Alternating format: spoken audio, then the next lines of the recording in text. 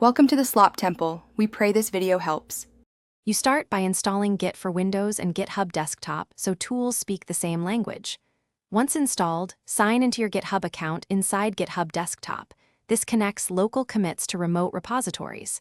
Make sure to open Windows Terminal or PowerShell, run Git version to confirm. You set your identity now, git config global user.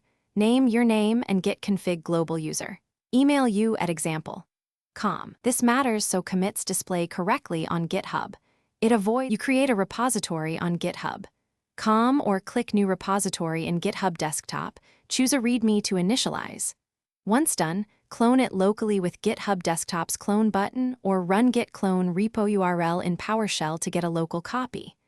Make edits in your preferred editor, then stage files, git add, or use the desktop GUI. Commit with a concise message explaining the why. Push your commit so the remote reflects your work and collaboration can begin. You finish by creating a branch for features. Git checkout be my feature because branches keep main stable. Work, commit, then push your branch and open a pull request on GitHub to merge. Make sure to pull updates often. Git pull rebase keeps history tidy. If a conflict appears, Git marks files, open them, resolve the changes, then git add and git commit to complete resolution. If things still fail, restart GitHub Desktop and run git status to pinpoint unstaged changes. Thanks for watching. Consider subscribing if we helped you.